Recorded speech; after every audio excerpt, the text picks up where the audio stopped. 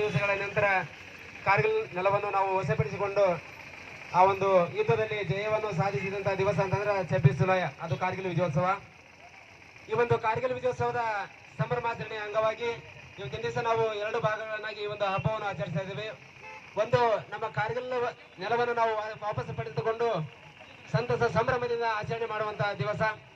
ಅದರ ಜೊತೆಗೆ 527 ಸೈನಿಕರನ್ನು ಕಳೆದುಕೊಂಡು ಇವತ್ತಿನ ದಿವಸ ನಾವು 527 ಸೈನಿಕ ಕುಟುಂಬಗಳು ನಿರ್ಗತಿಕರಾಗಿ ಇವತ್ತಿನ ದಿವಸ ಬದುಕ್ತಾ ಇದ್ದಾರೆ. ಆ ಒಂದು ದುಃಖಕರವಾದಂತಹ ಸಂಗತಿಯ ಈ 2 ಹಿನ್ನೆಲೆಯಾಗಿ ಇವತ್ತಿನ ದಿವಸ ನಾವು ಗದಗಿನ ಅಖಿಲ ಕರ್ನಾಟಕ ಮಾಜಿ ಸೈನಿಕರ ಸಂಘ ಗದಗ ಜಿಲ್ಲಾ ಘಟಕದ ಪರವಾಗಿ ನಗರದ ಬೀದಿಗಳಲ್ಲಿ ದೇಶಭಕ್ತಿ ಗೀತೆಗಳೊಂದಿಗೆ ಮೆರವಣಿಗೆ ಮೂಲಕ 4 ಯುದ್ಧಗಳಲ್ಲಿ ಮಡಿದಂತಹ ಹುತಾತ್ಮರ ವೀರ ಯೋಧರ ಆತ್ಮಕ್ಕೆ ಚಿರಶಾಂತಿಯನ್ನು ಸಿಗಲೆಂದು ನಾವು ಗೌರವ ನಮನಗಳನ್ನು ಸಲ್ಲಿಸ್ತಾ ಇದ್ದೇವೆ.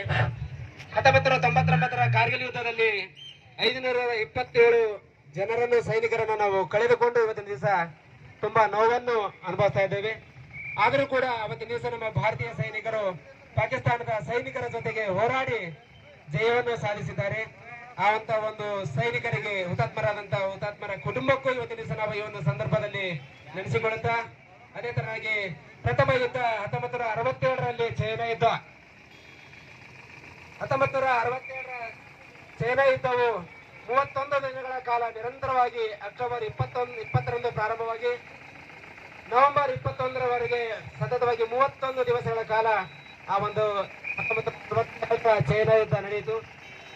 ಪ್ರಥಮ ಯುದ್ಧದಲ್ಲಿ ನಾವು ಸೋಲನ್ನು ಅನುಭವಿಸಿದ ನಂತರ ಈ ಒಂದು ಚೈನಾ ಯುದ್ಧದಲ್ಲಿ ನಾವು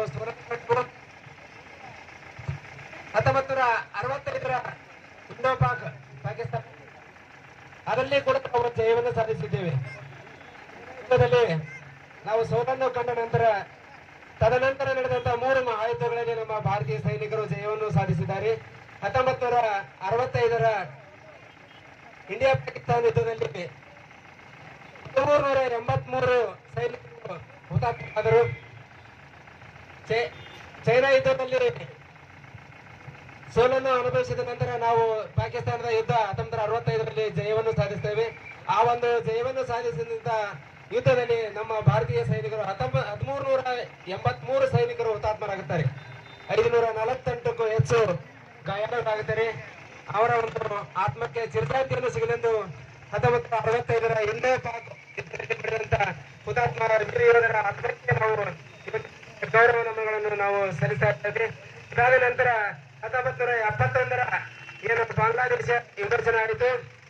ಆ ವಿಮೋಚನೆ ಆಗಿರುವಂತಹ ಸಂದರ್ಭದಲ್ಲಿ ಭಾರತ ಮತ್ತು ಪಾಕಿಸ್ತಾನದ ನಡುವೆ ಸಂಘರ್ಷವಾಗಿ ಆ ಒಂದು 1971ರ ಮಹಾಯುದ್ಧದಲ್ಲಿ ಡಿಸೆಂಬರ್ 3ರಂದು ಪ್ರಾರಂಭಗೊಂಡು 13 ದಿವಸ ನಿರಂತರವಾಗಿ ಪಾಕಿಸ್ತಾನದ ಸೈನಿಕರ ಜೊತೆ ಹೋರಾಡಿ ಆ ಒಂದು 71ರ ಮಹಾಯುದ್ಧದಲ್ಲಿ ನಾವು ಜಯವನ್ನು ಸಾಧಿಸಿದ್ದೇವೆ.